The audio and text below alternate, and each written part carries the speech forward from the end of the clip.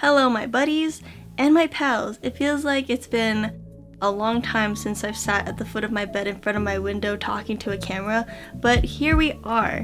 I got my first paid editing gig a couple weeks back, so I put all of my energy into that for about a week, but I only did a couple projects for them, so now I can go back to YouTube. At the start of quarantine, it was really trendy for people to do FaceTime photo shoots, and the first time I saw it was on Twitter, and then I ended up seeing it again on Instagram by the same photographer. I thought it was really interesting and a really fun concept, so I wanted to try it out.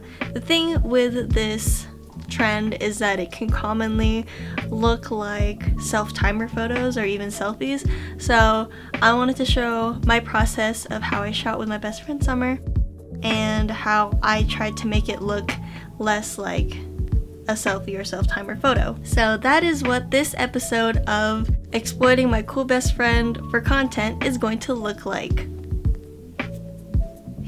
My allergies are so bad today. Let's get started. My setup was I FaceTime Summer using my laptop, and then I had a row of the different types of cameras I wanted to try using while we shot. So I had my film camera, my DSLR, my iPhone camera, and then the actual like in FaceTime live photo. What you called? So I went through and then I tried all of them, and here's one with the DSLR, here's one with the live photo, and then here's one with my iPhone, which I ultimately ended up going with. And obviously I don't have the film camera photos because I ordered monobath and I'm trying to develop at home, but I don't know when the monobath is ever coming in, but that's besides the point.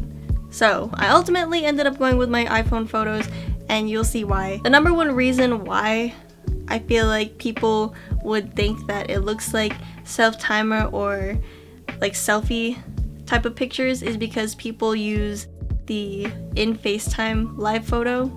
It straight up looks like an iPhone picture.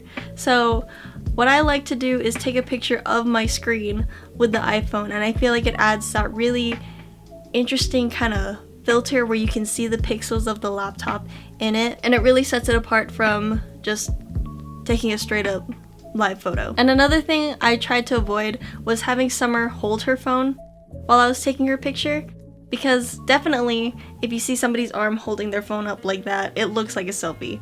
So what I did was, like, I'll have her put her phone, lean it against something, and then if the angle doesn't work out, we'll put the phone higher. It was just a bunch of experimentation, having her set her phone at different heights to see what looks good. And I don't know if everyone knows about this or if I'm just late to the game, but there is a cool option with live photos on iPhones. You can swipe up on a live photo and then you can have it as like a boomerang type of thing where it like bounces back and forth, or you can even go towards the end and there's a long exposure effect. Those are the tips I have for actually shooting, but now I'm going to talk about how I edited those. So after I shot with Summer, I really wanted to put one on my Instagram story just because I was so excited about it, and I also wanted to try out an Instagram story hack. So this is also kind of a tutorial for that. We love a good 2-in-1, am I right? What I did is I took a picture, like super blurry background picture, you can't even distinguish what it is, and then I copied the picture I wanted to put on my Instagram story, and then I pasted it on there so it has like a layered look, and I ended up loving how that looked.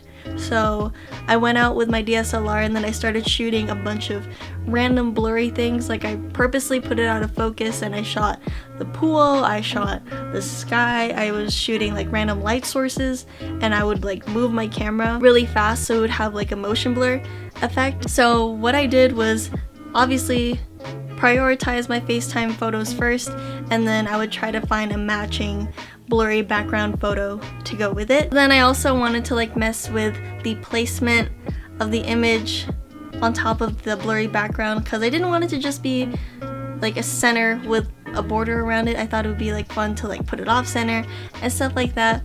So that was my process, and here are the final results. I know stores are starting to open back up again and restaurants and all that, and it seems like quarantine is going to be over soon, but we still have a huge problem on our hands. So if you are still socially distancing yourself, then definitely try doing a FaceTime photo shoot.